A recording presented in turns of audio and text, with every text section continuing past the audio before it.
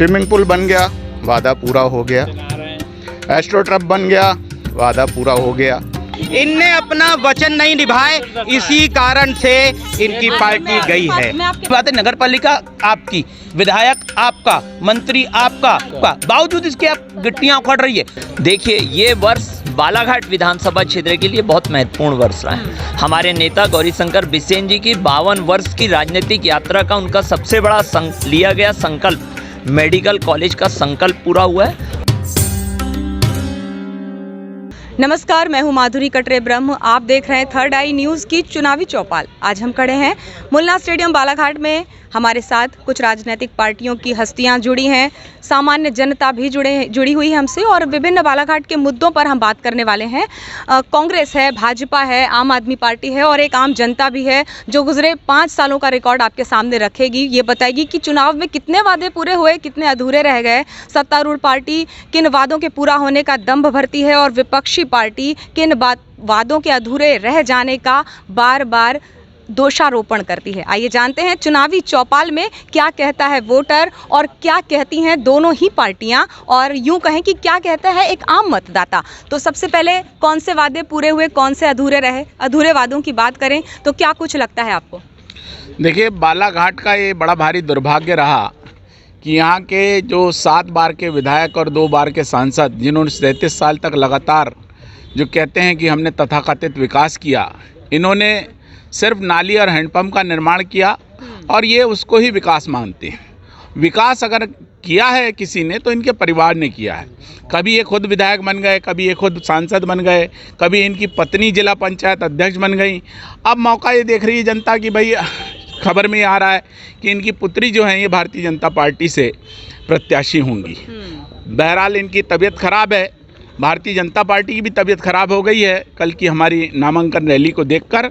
और जहाँ तक विकास की बात मैं करूँ तो बालाघाट में सिवा भ्रष्टाचार के मुझे तो कुछ नज़र नहीं आता। जिस तरह से नगर पालिका का ही विषय अगर हम उठा लें तो कभी इन्होंने 2 वक्त पानी देने की बात की, कभी 24 घंटे पानी देने की बात की। आज किस तरह से नल जल योजना की दुर्दशा हो गई है बहुत अच्छे ढंग से सारे लोगों को मालूम है। और नगर पालिका के क्या हालात हैं ये भी बहुत अच्छे ढंग से मालूम है। सड़कों के क्या हालात हैं ये भी बहुत अच्छे ढंग से मालूम है।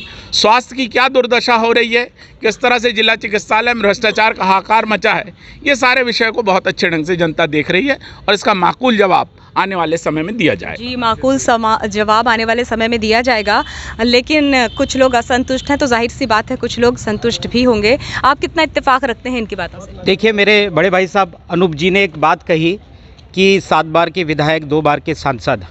जनप्रतिनिधि जब काम करता है तो निश्चित रूप से वो जनता की भावना के रूप में काम करते हैं। अभी परिवारवाद की बात इन्होंने कहे तो जिस पार्टी से ये आते हैं उनका परिवारवाद मुझे बताने की आवश्यकता नहीं है। मोतीलाल नेहरू, जवाहरलाल नेहरू, राजीव गांधी, इंदिरा गांधी, राहुल गांधी, प्रियंका वाड्रा, फिर उनके बालक। अब कांग्रेस की 70 सालों की लिस्ट निकाल लोगे आप तो उसमें टोटल भ्रष्टाचार हुआ है। पूरे 70 सालों की अगर आप बात निकाल लेंगे, अभी 2018 में कांग्रेस की सरकार आई थी और उन्होंने जो अपने वचन पत्र में जो बात करी थी कि हम युवाओं को 4,000 रुपये बेरोजगारी भत्ता देंगे, और माननीय राहुल गांधी जी ने एक बात बोले थे कि कितने दिन में, 10 दिन, 11वें दिन में हम अगर ये वादे पूरे नहीं करें तो मुख्यमंत्री बदल देंगे। तो ज्योतिराज सिंधिया जी, चूंकि इनने अपना मुख्यमंत्री नहीं बदले, इनने अपना वचन नहीं निभाए, इसी कारण से इनकी पार्टी गई है। मैं आपके पास लौट कर आऊंगी, आपकी बातें भी। ज्योतिराज सिंधिया, इनका घर जो बोलते हैं जिस थाली में खाया उसी में छेद किया। आपको जिसने आपको वजूद दिया, और वो जो 33 विधायक ना घर के रहे ना घाट के, अभी आप देख सकते हैं बड़े बड़े जो सांसद मंत्री हैं उनको आपने फील्ड में उतार दिया है, और आपके पास में ये कैंडिडेट ही नहीं है स्मूथ कि आप अपने क्षेत्र में, आप अपने विधानसभा में आप उतार सको। तो आपने सांसद मंत्री जैसे लोगों को अपने क्षेत्र में उतार दिया। तो ये तो इनकी भारतीय जनता पार्टी की दुर्दशा है। देखिए, Bharatiya Janata party swimming pool उसका मुख्यमंत्री शिवराज सिंह चौहान ने 10 साल पहले, 12 साल पहले भूमि पूजन किया था। वो बच्चे नहा रहे हैं उसमें। यहाँ पे कारखाना भी खुल गया है। जमीनी मुद्दों पर कहाँ विफल रही भाजपा? देखिए, भारतीय जनता पार्टी की जो स्थिति है ना, वो मुंह छिपाते हुए भग रही है। आप देखिए 2009 में रमेश अंगलानी जी चुनाव लड़े और उन्होंने वादा किया था कि सुंदर नगर 2 वक्त पानी देंगे सबको, रमेश अंगलानी। तो सुंदर नगर की कल्पना ऐसा है कि भारतीय जनता पार्टी के इस 15 साल 17 साल जो लगातार नगर पालिका में इनके अध्यक्ष रहे, तो हनुमान चौक पर नाव चलाने की मजबूरी बन गई हमारे व्यापारियों की। बात करें गोबर पथ की, तो 11 करोड़ की पास की गई हुई रोड आज 18 करोड़ रुपए उस लागत में लग गया, बावजूद वो रोड आज भी पूरी तरीके से नहीं बन पाई। जगह जगह गड्ढे पड़े हुए हैं।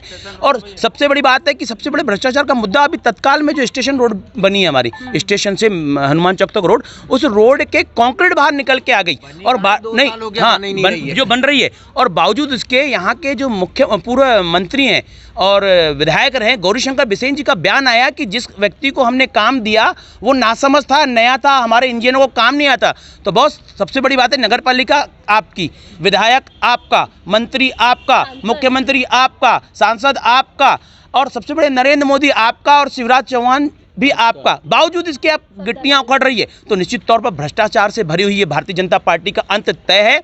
उसी के नतीजा है कि आज जिस प्रकार से गौरीशंकर बिसेन जी को वापस अपनी पुत्री को बैक करके वापस चुनाव लड़ने की तैयारी कर रहे हैं, तो ये जनता के सामने फेस नहीं कर पा रहे हैं।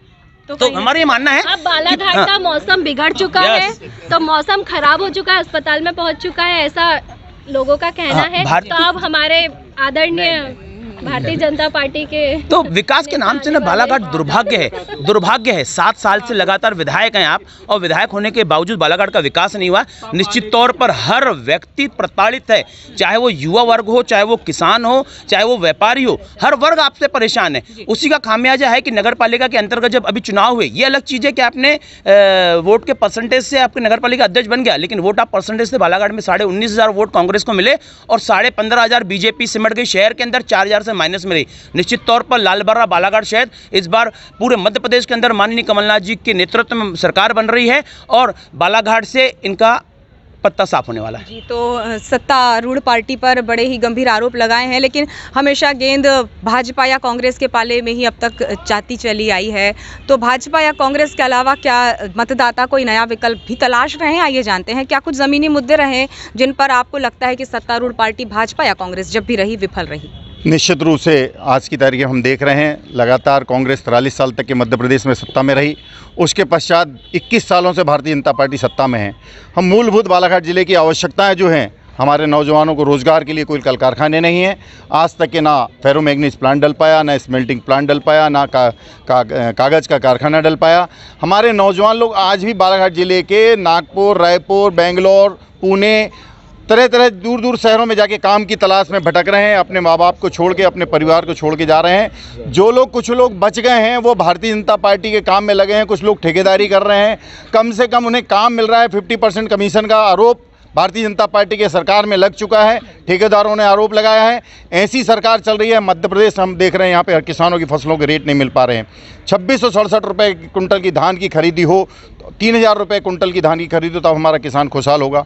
यहाँ पर 2000-2100 रुपये के धान के रेट है, किसान की हालत बदहाल है। उनका बेटा पढ़ लिख करके मजबूरी में इधर उधर छोटे छोटे 10,000-5,000 रुपये की नौकरी कर रहा है, इंजीनियर, और आज की तारीख में रोज़गार के कोई अवसर नहीं है हमारे यहाँ पर। हम तरह तरह से देखते हैं, अगर जा रहा है बाहर जा कर के काम कर रहेगा तभी उसको कहीं ना कोई अवसर मिल रहे हैं। बड़ी संख्या में बालाघाट ज़िले के पढ़े लिखे नौजवान लोग, शिक्षा के क्षेत्र में बालाघाट का नाम आगे गया है, परंतु यहाँ के नौजवानों को रोज़गार के लिए यहाँ पे नेताओं ने बिल्कुल आंख बंद करके रखा है। मैं दोनों दलों के नेताओं का कहना चाहूँगा कि आज तक के उन्होंने कभी भी इस ओर ध्यान नहीं दिया। मूलभूत जो आवश्यकता है, पीने का पानी जो फ्री दिया जाना चाहिए था, आज तक के यह सरकार नहीं दे पाई। जैसा आप जानते हैं कि यहाँ पर बिजली, जैसा दिल्ली और पंजाब में आम आदमी पार्टी की सरकार 300 यूनिट तक के फ्री दे रही है, वो यहाँ पर नहीं दिया गया है। हमारे यहाँ पर अस्पतालों की हालत जर्जर है, जैसे कि दोनों दलों ने अभी बताया कि यहाँ अस्पताल का भूमि पूजन हुआ, अस्पताल का कहाँ बन रहा है इसका अता पता नहीं है। और यहाँ पे मरीज आज किसी भी ट्रेन में आप जाकर के देख रहे हैं, 50% मरीज आज इलाज कराने नागपुर रायपुर जाते रहते हैं, और इतनी गंभीर स्थिति है। जी, आपके पास आप कुछ कहना चाह रहे थे, एक आम मतदाता के नज़रिए से बताएं तो क्या चल रहा है, जनता का मूड क्या है, माहौल क्या है? आम आदमी जो है, यहाँ का जनता का जो मूड है, पिछले 40 साल से कांग्रेस ने शासन किया और 21 साल से बीजेपी ने शासन किया, तो यहाँ की जनता ने यहाँ देखा है कि बालाघाट जिला प्राकृतिक संसाधनों से भरपूर जिला है। यहाँ मैंगनीज है, तांबा है, यहाँ चाहे तो स्मेल्टिंग प्लांट डल सकता था, कागज़ कारखाना डल सकता था, शक्कर कारखाना डल सकता था, बालाघाट जिला पेरिस हो सकता था। अच्छा। बहुत बड़ा शहर हो सकता था। यहाँ के लोग बाहर रोजगार करने नहीं जाते अगर यही स्प्लिटिंग प्लांट होता। भाजपा ने 21 साल शासन किया, लेकिन उनका जो घोषणा पत्र 20 साल से एक ही है। अच्छा। वो है कि स्विमिंग पूल बनाएंगे, शक्कर का कारखाना बनाएंगे, वगैरह वगैरह। उनका आज तक घोषणा पत्र एक ही चला आ रहा है 21 साल से। बताइए, एक ही घोषणा पत्र पे कितने दफा चुनाव लड़ेंगे, ये जनता कह रही है। देखिए, ये घोषणा पत्र इनने पूरा पढ़े नहीं है।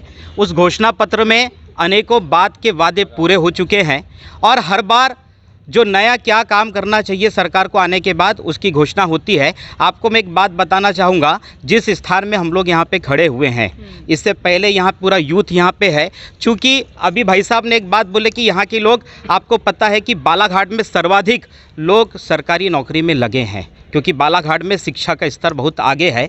और सीएम राइज स्कूल की बात करते हैं, शिक्षा में सुधार लाने के लिए पूरे मध्य प्रदेश में सीएम राइज स्कूल बन रहे हैं। जाके आप देख सकते हैं, किसी भी चीज़ का अगर भूमि पूजन होता है तो भूमि पूजन उस समय होता है जब उसके कुछ पैसे रहते हैं, कुछ विषय रहता है उसका। अगर मेडिकल कॉलेज का भूमि पूजन हुआ है तो 100% बनेगा। रेलवे ओवरब्रिज जो भूमि पूजन हुआ था, बहुत सारी उसमें कठिनाइयाँ थी और उसका भूमि पूजन हुआ और आज सरेखा का काम चालू हो चुका है। आप जाके देख सकते हैं, हमने जो बातें की है, जो वादे किए हैं, हमने पूरे किए हैं। और हर बार आज अगर हम यहाँ रहते हैं तो कुछ नई कॉलोनियाँ बनती है, फिर वहाँ रोड बनाना पड़ता है, वहाँ पे अनेकों विषय रहता है। अभी जैसे भाई साहब ने कहे कि नगर पालिका में भारतीय जनता पार्टी की सरकार है, तो 2009 में भाजपा जीती थी, 2013-14 में भाजपा जीती थी, उसके बाद पुनः भाजपा है। लेकिन इनका जो रेडीमेड प्रत्याशी है कांग्रेस का, जिसके पास अपने खुद के कोई प्रत्याशी नहीं है, माननीय अनुभा मुंजारे जी, वो नगर पालिका की अध्यक्ष रह चुकी है। उनने हनुमान चौक का पानी क्यों नहीं बंद करा है? कुछ टेक्निकल प्रॉब्लम होंगी, हो सकता है इसमें। मैं इनसे पूछना चाहता हूं, इनके जो रेडीमेड प्रत्याशी है वो बताएं अपनी बात। ये इन्हें अपने क्या कांग्रेस के पास इतने सालों में, आज आप देखिए माननीय अनुभा मुंजारी जी, हमारी भाभी, उनके वहाँ पे आप देखिए, उनके पति जी परसवाड़ा में चुनाव लड़ रहे हैं, वो यहाँ कांग्रेस से चुनाव लड़ रहे हैं। तो नगर पालिका में किए गए कार्यों का भी उल्लेख किया गया चर्चा में, और नगर पालिका में काफी लंबी पारी खेल चुके शफकत खान जी हमारे साथ हैं। अभी कहा गया कि रेडीमेड प्रत्याशी अनुभा मुंजारे जी रही हैं, तो कहाँ विफल रही कांग्रेस, ये भी जानना चाहेंगे। उनके सवालों का क्या जवाब है? रेडीमेड कर्मचारी अगर बालाघाट में अनुभा मुंजारे हैं तो वाराणसी में शायद गुड्डा जायसवाल नहीं है। और यहाँ पर जो खड़े हैं, अभी जो खड़े हैं, इसमें भी 1-2 रेडीमेड है जो कांग्रेस के हैं, ठीक है ना। अब आप जय नगर पालिका क्षेत्र में कामों की बात कर रहे हैं, ठेकेदार भी यहीं खड़े हैं नगर पालिका के, लगभग पूरे ठेकेदार ही है। हनुमान चौक में पानी भरा जा रहा है, 80 लाख रुपए, 80 लाख रुपए का नाला बना है। 80 लाख रुपए का अभी की परिषद में बैठे, उसके पहले 1.5 करोड़ का नाला बना। माननीय रमेश रंगलानी जी के कार्यकाल में 1.5 करोड़ का नाला बना, अनिल दुहारे के कार्यकाल में 80 लाख का नाला बना। पानी अनुभा मुंजारे बताएगी क्यों भरता है? नाला बना रहा बीजेपी का शासन, पानी निकासी होना चाहिए बीजेपी के शासन में, मगर जवाब कौन देगा? अनुभा मुंजारे। क्यों? अभी आप एंकर हैं, आपका डायरेक्टर अगर कोई चीज़ आपसे पूछेगा तो जवाब आप देंगे कि आपके पूर्व का एंकर देगा? आप दोगे ना। सत्ता में ये है, जनता और विपक्ष इनसे सवाल करती है, ये पूर्व की बात करते हैं, ठीक है ना। तो ये क्या वाजिब बातें हैं? और रही दूसरी चीज़, वादे पूरे हुए कि नहीं? स्विमिंग पूल बन गया, वादा पूरा हो गया। एस्ट्रो ट्रप बन गया, वादा पूरा हो गया। बालाघाट में बाईपास बन गई, वादा पूरा हो गया। तो वादा, शुगर कारखाना बन गया, वादा पूरा हो गया। तो कौन कौन से वादे पूरे हुए ये भी तो बताओ। नगर पालिका क्षेत्र है, नाली, रोड, ये पार्षद का काम है, इसको आप बोलते हो हमने किए जी। ओवरब्रिज का मामला है, सेंट्रल का है। इस जिले का अगर सांसद बोले कि ये काम मेरे द्वारा हुआ है तो हमको भी समझ में आए, भी लोकसभा में बोलता होगा। मध्य प्रदेश का विधायक बोलता है क्या? मध्य प्रदेश का विधायक दिल्ली में जाके काम कर रहा है? और इधर नगर पालिका क्षेत्र में काम कर रहा है। बहुत बढ़िया। ठीक है, तो ये इस तरह की सत्ता पक्ष और विपक्ष दोनों ने अपना अपना पक्ष रखा। यहाँ पर आपसे भी हम जानना चाहेंगे कि ज़मीनी मुद्दों की, विशेष तौर पर बालाघाट विधानसभा क्षेत्र की बात करें तो बार बार एक ही चेहरा चुनावी मैदान में नजर आता है। तो ये जो एक पैटर्न चला आ रहा है, इसे तोड़ने के कितने मूड में जनता है इस बार? इस बार की जो जनता है, मैं बालाघाट नहीं समूचे मध्य प्रदेश की बताऊंगा कि ये जो पेटेंट चले आ रहा है पिछले कई 18-19 सालों से, ये तोड़ने के मूड में है।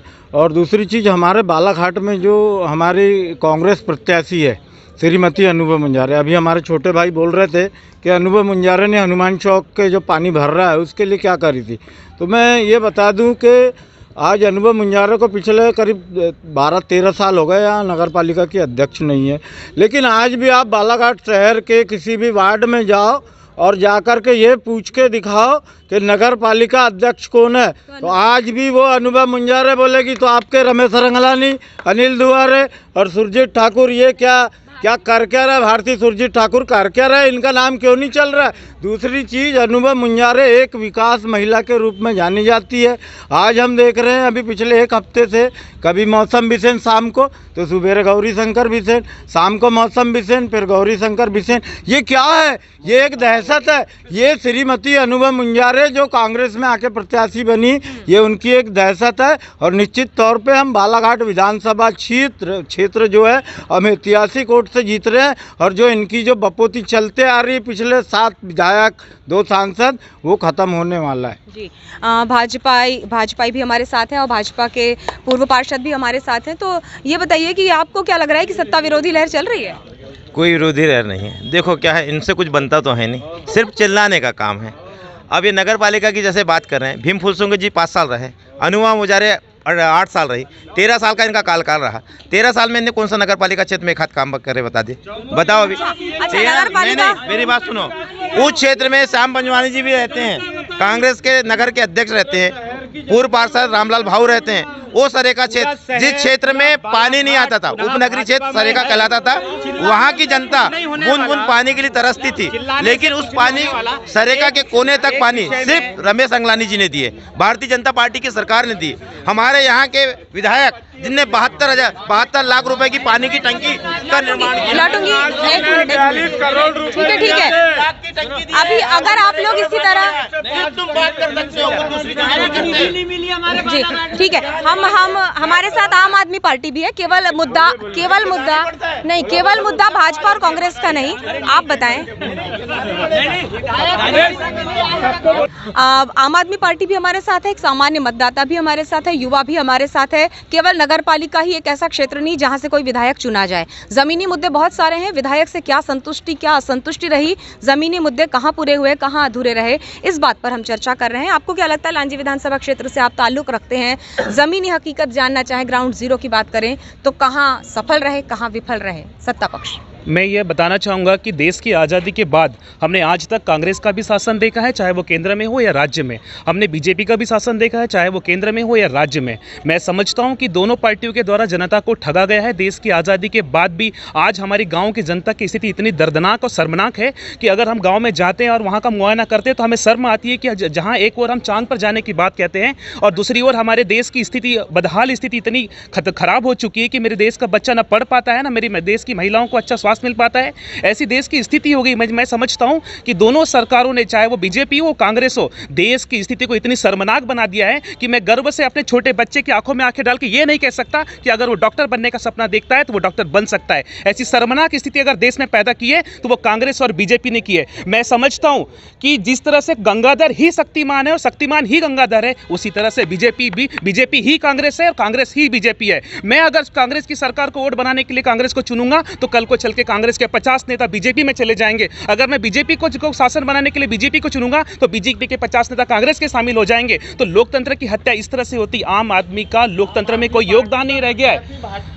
एक मिनट, राजा के पेट से राजा पैदा न हो सके, ऐसी लोकतांत्रिक व्यवस्था देने वाला मेरा देश का संविधान आज इस तरह मजबूर हो गया कि आज भी इस चुनाव में इस मतदाता इतना मजबूर हो गया है कि वो आज भी राजा के पेट से राजा को ही पैदा कर रहा है। कि जिस तरह से एक व्यक्ति को मतदान देने का अधिकार होता है, मत देने का अधिकार होता है, लेकिन उस मेरे मतदान को चुनाव में लड़ने का अधिकार नहीं होता, क्योंकि हमने इतना भ्रमित प्रचार के माध्यम से चुनाव को इतना महंगा कर दिया है कि आम आदमी कभी भी इस चुनाव में शामिल नहीं हो पाता। मैं एक बात और कहना चाहता हूं, आम आदमी पार्टी समर्पित हूं, कार्यकर्ता हूं। मैंने सरकार वहां बनाया है जहां पे प्रधानमंत्री स्वयं रहता है। मैंने सरकार वहां बनाया है जहां पर कांग्रेस परिवार स्वयं रहता है। मैंने सरकार वहां बनाया है जहां पर बीजेपी कांग्रेस के बड़े बड़े तो हम अभी दिल्ली और दूसरे शहरों की, दूसरे क्षेत्रों की बात नहीं कर रहे हैं। अब चूंकि कार्यक्रम का समय भी समाप्ति पर है, तो फाइनल कंक्लूजन में तीनों ही जो हमारे साथ दल हैं उनका फाइनल कमेंट लूंगी और बहुत संक्षिप्त शब्दों में अपनी बात कहने का आग्रह भी करूंगी। इस पूरे बालाघाट विधानसभा क्षेत्र के परिदृश्य की बात करें तो बदलाव की बयार कहाँ नजर आती है? अनुभा जी या गौरीशंकर बिसेन जी, किस पर लगेगी मुहर?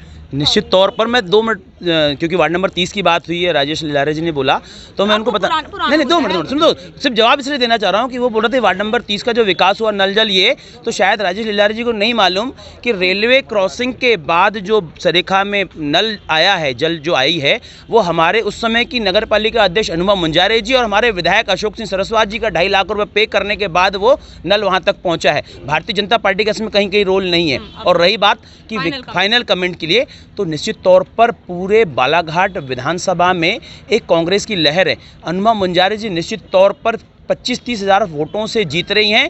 अगर गौरीशंकर बिसेन जी चुनाव लड़ रहे हैं तो 25,000 से जीत रहे हैं, और अगर मौसम बिसेन जी चुनाव लड़ रहे हैं तो 50,000 वोट से जीत रहे हैं, ये मानना है। अब आपके ओर भी मुड़ूंगी क्योंकि आप भी प्रतिद्वंदिता दिखा रहे हैं, तो आपको क्या लगता है जनता का क्या मूड है? किस तरह का परिवर्तन आप यहाँ से देख पा रहे हैं? पूरी तरह से मध्य प्रदेश में परिवर्तन का माहौल है, और जिस तरह से आम आदमी पार्टी हम लोग जनता के बीच में जा रहे हैं, जबरदस्त परिवर्तन वहाँ पे सामने है। जैसा आप देख रहे हैं यहाँ पर कमलनाथ जी का कैंडिडेट जो रहता है वो भारतीय जनता पार्टी की ओर से हमेशा आता है, और हमेशा इनका गठबंधन है, दोनों नेता एक दूसरे के पक्ष में कैंडिडेट खड़ा करते हैं। वहाँ पे नकुलनाथ के सामने कमजोर लोकसभा कैंडिडेट, बालाघाट में भी इस तरह से हमेशा लगाता है, चाहे वो उम्मेद लिल्लारे जी हो, चाहे पुष्पा बिसेन जी हो, चाहे अन्य नेताओं, कमलनाथ जी के ही इच्छा से और गौरीशंकर जी की इच्छा से ही हुआ। जी अब चूंकि जी अब आपसे मैं जुड़ चुकी हूँ गजेंद्र जी, सुरजीत जी अभी मुझसे जुड़े हैं, तो अब फाइनल कमेंट सत्ता पक्ष ने क्या किया, क्या उपलब्धियां रही, इस पर बहुत चर्चा हुई, बहुत गहन चर्चा हुई। फाइनल कमेंट के लिए आपके पास आई हूँ, क्या कुछ देख पा रहे हैं बालाघाट विधानसभा में इस वक्त? देखिए, भाजपा की क्या स्थिति देख पा रहे हैं? भाजपा की बहुत अच्छी स्थिति है, और हम लोग काम के माध्यम से लोगों के बीच में वोट मांगने जा रहे हैं। विकास, जन कल्याण जो हमारे दल की सरकार ने किया है, उस माध्यम से हम वोट लेने जा रहे हैं। 3 तारीख के बाद ऐसे ही भागेंगे, क्योंकि हमारे नेतृत्व ने, हमारी नीतियों ने काम किया है, उसके माध्यम से हमारा कार्यकर्ता जनता के बीच में जा रहा है। देखिए, ये वर्ष बालाघाट विधानसभा क्षेत्र के लिए बहुत महत्वपूर्ण वर्ष रहा है। हमारे नेता गौरीशंकर बिसेन जी की 52 वर्ष की राजनीतिक यात्रा का उनका सबसे बड़ा लिया गया संकल्प, मेडिकल कॉलेज का संकल्प पूरा हुआ है। उसकी उन्होंने आधारशिला यहाँ रखवाई है और उसका भूमि पूजन हुआ है। ये सबसे बड़ी उपलब्धि बालाघाट जिले के लिए है, सिर्फ विधानसभा के लिए नहीं है। उसके साथ ही उन्होंने नगरपालिका चुनाव में कहा था कि अगर सरेखा रेलवे ओवरब्रिज के पहिए खुदना चालू नहीं हुए तो मैं और मेरा कोई भी कार्यकर्ता विधानसभा और लोकसभा चुनाव में वोट मांगने नहीं आएंगे। तो उन्होंने सिर्फ अपना एक संकल्प पूरा नहीं किया, उन्होंने, आप जाके देखिए, गर्रा में भी रेलवे ओवरब्रिज का काम चालू हो गया, भटेरा चौक की रेलवे क्रॉसिंग ब्रिज का भी टेंडर हो गया है, ठेकेदार अपॉइंट हो गया, काम चालू होना है। 6 सीट पर जीत की कितनी संभावना देख पा रहे हैं? बिल्कुल पूरी संभावना है। जन कल्याण के कार्य, लाडली बहना योजना आई है, संबल कार्ड दिए, प्रधानमंत्री आवास दिए, किसान सम्मान निधि दिए, तो जनहित से लेकर लोक कल्याण तक और इंफ्रास्ट्रक्चर, सबसे बड़ी समाज की कोई रीढ़ होती तो वो शिक्षा होती है जी। आज हर कोई अपने बच्चे को प्राइवेट स्कूल में डालना चाहता था, लेकिन आप देखेंगे ये विगत वर्षों से उत्कृष्ट विद्यालय और सीएम राइज स्कूल में एडमिशन के लिए लाइन लगे रहती और वहाँ पर भी परसेंटेज के आधार पे भर्ती हो रही हैं। तो ये शिक्षा के सुधार का सबसे बड़ा उदाहरण है और वो स्कूल 80 करोड़ की लागत से बनेंगे। हमारे जो भी जितने भी प्राइवेट स्कूल हैं उन सबसे अधिक इंफ्रास्ट्रक्चर वहाँ पे होगा। इस बच्चों को लेने बस स्कूल घर जाएगी और वहीं वहाँ स्विमिंग पूल तक की सुविधाएं हों। जी, फाइनल कमेंट। आप देखिए कि अभी ये जो संवाद था हमारे बीच में, ये पूरे कांग्रेस और आप पार्टी के लोग चले गए, छोड़ के चले गए। तो सबसे पहले तो देखिए, जब वो हमारे सम्मानित पत्रकारों की जो डिबेट चालू, डिबेट को अधूरा छोड़ के चले गए हैं, तो ये दर्शाता है कि देखिए कि उनके अंदर कितनी घबराहट है। उनको पता है कि जब हम अपनी बात करना चालू करेंगे तो रुकेंगे नहीं, क्योंकि विकास की जो बात की है, मैं उनसे पूछना चाहता हूं कि 2018 में बालाघाट विधानसभा में कांग्रेस प्रत्याशी को कितने वोट मिले थे। आप ज़रूर उनसे पूछना। 100% भारतीय जनता पार्टी चुनाव लड़ रही है। हमारा निशान कमल का फूल रहता है। प्रत्याशी कोई भी हो, भारतीय जनता पार्टी पुनः जीतेंगी 2023 का चुनाव। जी, तो इस तरह आपने देखा कि इस संवाद में सामान्य जनता हमसे जुड़ी रही, जनप्रतिनिधि हमसे जुड़ने की कोशिश में लगे रहे। भारतीय जनता पार्टी और कांग्रेस, आम आदमी पार्टी, सभी के उम्मीदवार और यूं कहें कि कार्यकर्ता हमसे जुड़े रहे। चुनावी माहौल पर हमने चर्चा की। चुनावी चौपाल में क्या कुछ निकल कर आया, ये आपने हमारे चैनल के माध्यम से जाना। चुनावी हलचलों को इसी तरह जानने के लिए देखते रहिए थर्ड आई न्यूज़ बालाघाट और अपने YouTube पर आज ही सब्सक्राइब करें हमारा चैनल, बेल आइकन दबाएं ताकि आपको नोटिफिकेशन आते रहें। अब आज की इस चुनावी चौपाल से दीजिए इजाजत। नमस्कार।